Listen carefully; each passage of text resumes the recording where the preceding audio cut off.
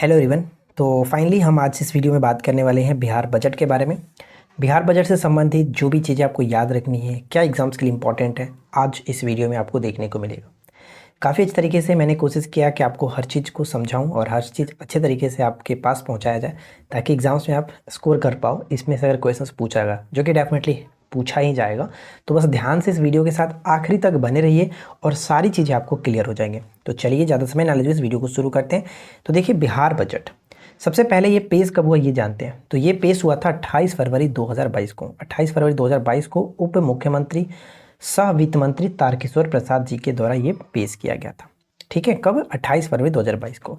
अब पूछा जाए कि ये कौन सा बजट था, तो ये आपका 15वां बजट था इस बार जो पेश हुआ। राइट। अब यहाँ पे हम बात करते हैं कि बजट का कुल आकार क्या रहा, यानी बजट 2022-23 का कुल आकार कितना रहा। कुल आकार का मतलब ये हुआ कि टोटल कितना खर्च इस पर किया जाएगा इस बार। तो 22-23 के अकॉर्डिंग माना गया है कि 237691, ध्यान दीजिएगा, 237691.19 पॉइंट के बाद मैं आपको हमेशा बोलता हूँ कि जो भी आपको इस तरह के रुपए वाला डाटा है उसको याद रखने की कोशिश ना करें। ठीक है, सिर्फ और सिर्फ आप बाहर वाले याद रखिए, यानी पॉइंट्स के पहले वाले याद रखिए, उससे काम चल जाएगा, ऑप्शन आप छाट लोगे। 237691 ये याद रखिएगा। और पिछली बार क्या था, यानी पिछली बार कहने का मतलब ये हुआ कि जो बजट आपका 21-22 था उसमें कितना था, 218302, 218302। आप इसी तरह से याद रहेगा डिजिट को। ठीक है, 218302 इस तरह से 237691, तो ये आपको जल्दी याद हो जाएगा। और अगर हम बात करें अंतर, यानी अंतर क्यों याद रखना है, क्यों इंपॉर्टेंट है, तो अंतर आपसे पूछा जा सकता है कि पिछली बार 2000 अभी वर्तमान में 2022-23 में ये रहा है, पिछली बार ये है, तो बताइए कि अंतर कितना रहा। तो अंतर पूछा जा सकता है, अगर पेपर को थोड़ा सा भी टफ करना हो तो ये पूछा जा सकता है। तो ध्यान दीजिएगा, अंतर दोनों में से आप घटा लेंगे तो निकल जाएगा, यानी 218302 आप घटा देंगे किसमें से, 2376 में से, तो ये आपका निकल जाएगा 19338। 19338 ये याद रखेंगे। ठीक है, अब यहाँ पे एक और पॉइंट्स ये ध्यान दीजिए कि नए वित्तीय वर्ष 2022-23 में बिहार का विकास दर कितना रहा। बिहार का जो विकास दर रहा 9.7 रहने का अनुमान लगाया गया। 9.7 रहने का अनुमान लगाया गया विकास दर, ये इंपॉर्टेंट है। विकास दर हो गया, राजकोषीय घाटा हो गया, ये सभी के सभी इंपॉर्टेंट है, तो याद रखेंगे, हम इस वीडियो में देखने वाले हैं। ठीक है, तो सबसे पहले तो छोटा सा रिक्वेस्ट करूंगा कि अगर आपको ये वीडियो पसंद आए तो प्लीज़ वीडियो को लाइक करिए, दोस्तों के साथ शेयर करिए, क्योंकि इसको बनाने में थोड़ा सा वक्त लगता है और टाइम भी लगता है, यानी दोनों का मतलब एक ही हुआ, वक्त और टाइम। तो आप लोग समझ सकते हो यार, वीडियो को लाइक और शेयर ज़रूर करिए। आप एक छोटा सा पॉइंट और देखिए कि 2020-21 में विकास दर सिर्फ कितना था, तो विकास दर आपका था 2.5%। 2.5%, ये याद रखिएगा। और वर्तमान में क्या बताया, वर्तमान में बिहार का विकास दर 9.7 रहने का अनुमान लगाया गया। और यहाँ पे देखिए क्या है, बहुत इंपॉर्टेंट पॉइंट है कि बिहार इस वर्ष भी देश में सबसे ज़्यादा आर्थिक वृद्धि दर प्राप्त करने वाला राज्य रहा। राइट, तो ये इंपॉर्टेंट बन जाता है।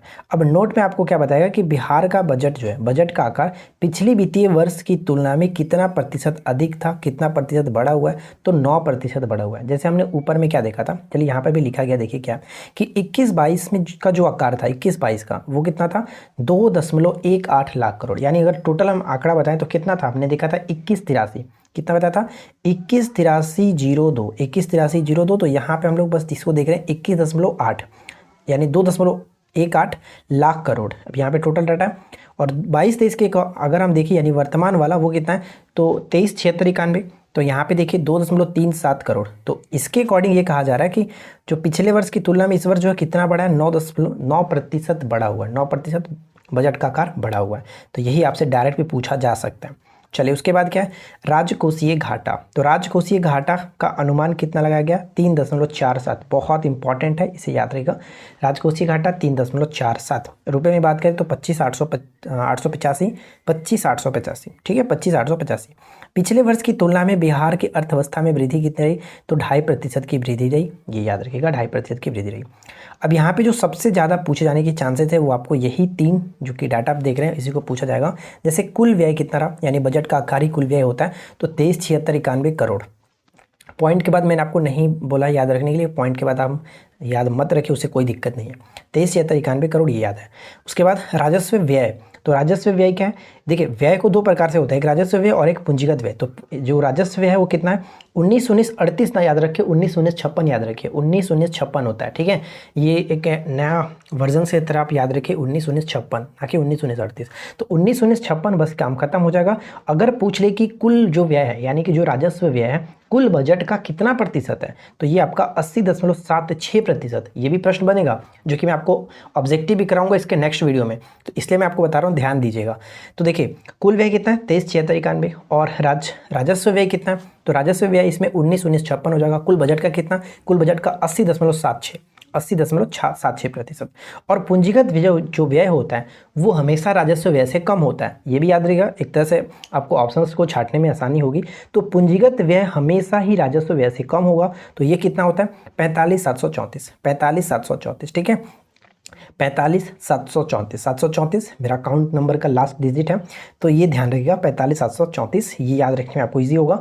और यहाँ पे क्या है कि इसका प्रतिशत अगर पूछा जाए उसी तरह से कि कुल बजट का ये कितना हिस्सा है, कुल व्यय का कितना हिस्सा है, तो ये आपका 19.24% है, 19.24%। और ऊपर हमने क्या देखा था, ऊपर में देखे थे 80.76%, उस 80.76% क्या है राजस्व व्यय, और यहाँ पे 19.24% पूंजीगत व्यय। ठीक है, और प्राप्ति, बस प्राप्ति में ये याद रखना है कितना प्राप्ति है, तो ऊपर में जो व्यय है 237691, तो यहाँ पे 76 वहाँ पे 78 कर देना है, 237891। अगर एक याद होगा तो दूसरा भी याद करने में कोई दिक्कत नहीं होगी। ठीक है, राजस्व प्राप्ति, व्यय प्राप्ति, पूंजीगत प्राप्ति में इसमें ज़्यादा याद रखने की जरूरत नहीं है, बस आपसे पूछा जाएगा ज़्यादा तो यही पूछा जाएगा, याद रखना है तो रख सकते हैं, कोई दिक्कत नहीं है। चलिए उसके बाद बात करते हैं आगे कुछ पॉइंट्स। जैसे ध्यान देने योग्य बात है, आपको ये ध्यान रखना है कि रुपया आता कहाँ से, रुपया कहाँ से आता है। सबसे ज़्यादा अगर पूछा है कि सबसे ज़्यादा जो बजट का हिस्सा है वो कहाँ से आता है, तो केंद्रीय करों में राज्य के हिस्से से, केंद्रीय करों में राज्य के हिस्से से 46% और केंद्रीय सरकार के सहायता अनुदान से 30% और राज्य के अपना राजस्व से 21%। तो सबसे ज़्यादा कहाँ से, केंद्रीय करों में राज्य के हिस्से से 46%, यही आपको याद भी रखना है। अब सबसे इंपॉर्टेंट पॉइंट ये है कि बजट पूछा जाएगा कि बजट जो इस बार का पेश किया गया 22-23 का, वो कितने सूत्रों पर फोकस किया गया था, तो 6 सूत्रों पर फोकस किया गया था। अब इन्हीं 6 सूत्रों के बारे में हम जानने वाले हैं जो कि बहुत इंपॉर्टेंट है, पूछा जाता है। तो चलिए नेक्स्ट स्लाइड उसी पे देखते हैं क्या है। यहाँ पे देखिए, यहाँ पे कह रहा है सिंपल सी भाषा में कि 6 सूत्र निम्न प्रकार के। तो देखिए 6 सूत्रों को याद रखना है, तो आप यहाँ पे देख सकते हैं कि वो कौन कौन से 6 सूत्र हैं। जैसे कि शिक्षा हो गया, मैंने यहाँ पे कहता हूँ, देखिए स्वास्थ्य, शिक्षा, उद्योग, कृषि, आधारभूत संरचना, कल्याण, यही 6 सूत्र हैं जिन पर फोकस किया गया बजट। लेकिन इसको याद रखने के मैं छोटा सा एक तरीका बताया था, वो तरीका क्या है कि स्वास्थ्य ठीक रहेगा, स्वास्थ्य ठीक रहेगा तो शिक्षा पर भी ध्यान देंगे। बात सही है कि अगर पढ़ाई करना है तो स्वास्थ्य ठीक रखना होगा, स्वास्थ्य ठीक है रहेगा तो हम शिक्षा पर ध्यान देंगे। जब शिक्षा पर अगर अच्छे तरीके से फोकस करेंगे तो हमारा जो उद्योग होगा, यानी हम कैरियर में अपना आगे बढ़ेंगे, उद्योग अच्छा होगा। जब उद्योग अच्छा हो जाएगा तो भाई हम लोग किसान हैं, तो किसान है तो फिर खेती नहीं करना पड़ेगा, क्योंकि हम अपने पैरों पे खड़े हो जाएंगे किसी अच्छे उद्योग में, अच्छे कंपनीज में। तो यहाँ पे फिर कृषि नहीं करना पड़ेगा, कृषि नहीं करना पड़ेगा। और इससे क्या होगा कि हमारा जो बेस है, यानी कि जो फैमिली का नींव है, कह सकते हैं कि जो बेस है, आधार है, वो मजबूत हो जाएगा। जब वो मजबूत हो जाएगा तो फिर हम अपने परिवार का कल्याण अच्छे तरीके से कर पाएंगे, राइट। तो ये आपका कहीं ना कहीं एक पूरा जो सेंटेंस बन रहा है वो आपको याद रखने में मदद करेगा। क्या है, तो देखिए यहाँ पे स्वास्थ्य को पकड़ना है, शिक्षा को पकड़ना है, और उद्योग को पकड़ लेना है, कृषि हो गया, और आधार, और लास्ट में कल्याण। अब यही जो 6 हैं यहाँ पे आप देख सकते हैं, स्वास्थ्य, शिक्षा, उद्योग एवं उद्योग में जो निवेश है वो, कृषि और संबंध क्षेत्र, आधारभूत संरचना ग्रामीण और शहरी, और कल्याण यानी विभिन्न वर्गों का। तो ये आपको याद रखने में, ये आपका जो वर्ड है यानी सेंटेंस है वो आपको मदद करेगा, राइट। तो अब यहाँ पे एक चीज़ और याद रखना कि जो स्वास्थ्य है इस पे टोटल खर्च कितना हुआ है, ऐसे भी पूछा जाएगा कि इस पे खर्च कितना किया गया। शिक्षा है, इस पे खर्च कितना किया गया, कुल बजट का जो आपका 237691 है उसमें से कितना कितना हिस्सा किस पे दिया गया, तो ये भी याद रखना है। तो ध्यान दीजिएगा, जैसे स्वास्थ्य है तो स्वास्थ्य में आपको टोटल कितना है 16,134 ये इस पे खर्च करना। करोड़ सभी जितने भी इसमें रकम आप देख रहे हैं वो सारा का सारा करोड़ में ही होगा। तो 16,134 पॉइंट के बाद, मैं हमेशा बोलता हूँ याद नहीं रखना यार, पॉइंट के बाद छोड़ दीजिए, 16,134 बस याद रखिए। शिक्षा पे क्या है 391, बस इसी तरह से याद रखिए। 16,134 हो गया आपका स्वास्थ्य पर, उसके बाद हमारा आता है शिक्षा में क्या करेंगे 391, जो लेटर रिपीट हो रहा है उसको आप लेटर में डिजिट करेंगे, डिजिट रिपीट हो रहा है तो 391। उद्योग एवं उद्योगों में निवेश जो है वो 1643। यहाँ पे देखिए क्या, यहाँ पे आपका था 16,134 और इसमें क्या है 1643। तो यहाँ पे थोड़ा सा आपको देखने में लगेगा जैसे कि 16,134 था, तो आप अंक को इधर ला देंगे तो ये आपका 1643 हो जाएगा, ठीक है। कृषि एवं संबंध क्षेत्र में क्या 7712, कृषि और संबंध क्षेत्र में 7712, कृषि पर बस ध्यान रखिए 7712, क्लियर। और आधारभूत संरचना जिसमें ग्रामीण और शहरी दोनों आता है तो 29,739 एक दो बार रिपीट करिएगा, माइंड में सेट हो जाएगा।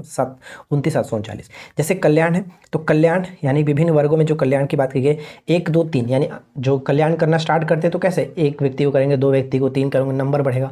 तो 1 2 3 इस तरह से आप याद रखिए, 1 2 3 7 5, 123 75, 123 75। ठीक है, तो ये हमें कैसे डाटा याद हुआ है, तो इसको याद रखने के लिए आपको करना ये है कि एक दो बार आप डेटा को बार बार कॉपी पे लिखिएगा तो ये जो डिजिट है वो माइंड में सेट हो जाता है।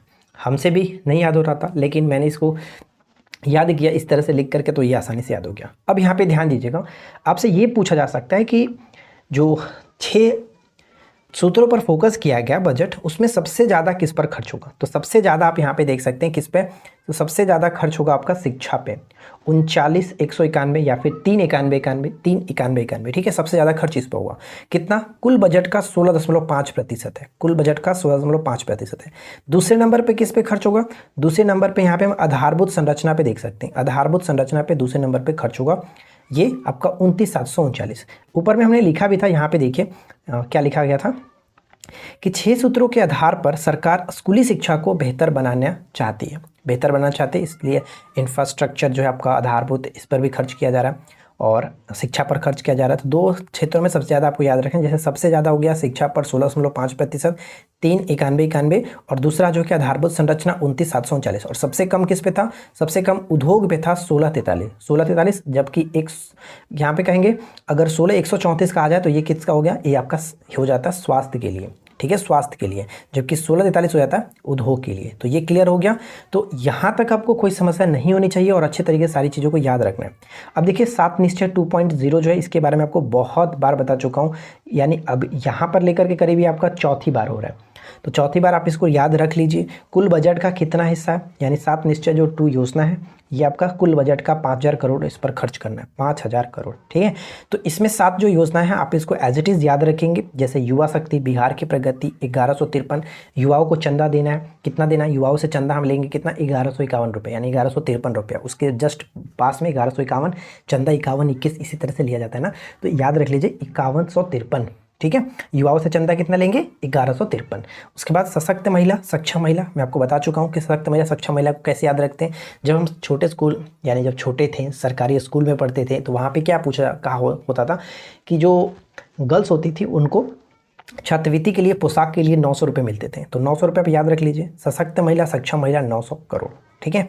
हर खेत तक सिंचाई का पानी, इसको कैसे याद रखा था मैंने, तो इसको याद रखा था कि अगर आप किसान हैं, आपको खेत तक पानी पहुंचाना है, तो भाई आपका तो मोटर है नहीं, आपका खुद बोरिंग है नहीं, तो आप किसी और से भी अपना बोलेंगे कि हाँ मुझे अपने खेत तक पानी ले जाना है, तो वो क्या बोलेगा कि आपको 600 रुपये चार्ज लगेंगे, तो 600 रुपये आपको देना पड़ेगा। इस तरह से हर खेत तक सिंचाई के लिए, पानी के लिए आपको 600 रुपये का पटवन चार्ज देना पड़ता है।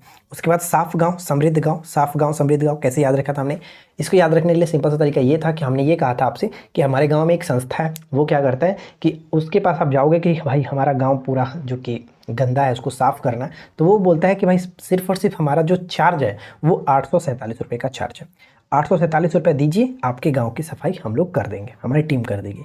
उसके बाद क्या है, साफ शहर विकसित शहर, साफ शहर विकसित शहर, सेम इसमें भी वही कंडीशन होता है। गांव की तुलना में शहर को साफ़ करना थोड़ा आसान होता है, तो इसमें पैसा भी थोड़ा सा कम है, 550 ये, यानी कि जो यहाँ की कमेटी है वो कहती है कि सिर्फ 550 रुपये लगेंगे, उसके बाद आपकी पूरे शहर की सफाई कर दी जाएगी।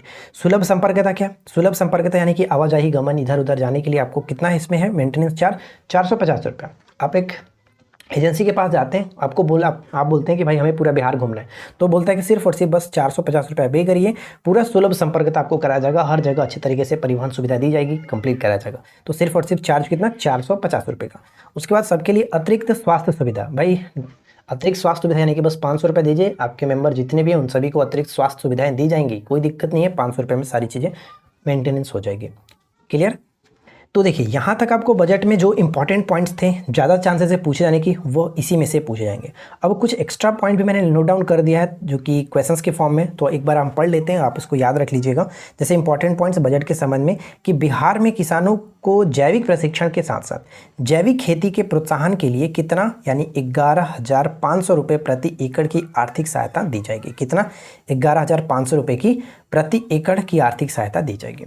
सुखेत मॉडल का संबंध किससे था? बजट में इसके बारे में चर्चा की गई थी, मधुबनी से। ठीक है, मधुबनी से गोबर एवं फसल अवशेष देने वाले परिवार को गैस सिलेंडर उपलब्ध कराने के लिए सुखेत मॉडल मधुबनी। उसके बाद आगे देखते हैं, आगे क्या है? इथेनॉल उत्पादन प्रोत्साहन नीति 2021 के तहत 151 इथेनॉल उद्योग जो कि उत्पादन उद्योग स्थापित किए जाएंगे। कितने? 151, ये भी याद रहेगा, 151। बिहार बजट 22-23 के अनुसार जीविका दीदियों द्वारा दीदी की रसोई का संचालन किस विभाग के द्वारा कराया जा रहा है? तो ये आपका स्वास्थ्य विभाग। यहाँ पे एक छोटा सा पॉइंट ये है कि स्वास्थ्य विभाग के सहयोग से वित्तीय वर्ष 21-22 में, यानी पिछली बार की बजट में टोटल 51 दीदी की रसोई की खोला गया था, टोटल 51। लेकिन इस बार 22-23 के अकॉर्डिंग बात कही गई है कि 9 और जो कि दीदी की रसोई खोले जाएंगे। तो ये भी याद रखिएगा, पूछा जा सकता है। ठीक है, उसके बाद क्या है कि बिहार बजट 22-23 के अनुसार राज्य का हरित आवरण कितना हुआ है? राज्य का हरित आवरण कुल भौगोलिक क्षेत्र का 15%। कुल भौगोलिक क्षेत्र है कितना? 94,163 जो वर्ग किलोमीटर स्क्वायर है, उसका 15% हरित आवरण हो गया। यानी हरित आवरण पर खर्च इस तरह से कहा जा सकता है कि बजट की बात है तो खर्च करना है, तो ये हम कह सकते हैं कि 15%। राइट। अब देखिए यहाँ पे बजट में बात की गई थी पक्षी महोत्सव कहाँ पर होगा, तो पक्षी महोत्सव मनाया गया था भागलपुर जिले में, कदवा दियारा स्थान है वहाँ पर। और उसके बाद क्या है कि बिहार के सरकारी भवनों पर किस मॉडल के तहत रूफटॉप सोलर पावर प्लांट लगाया जा रहा है? ये भी इंपॉर्टेंट है। तो कोपेक्स मॉडल, ये याद रहेगा, कोपेक्स मॉडल।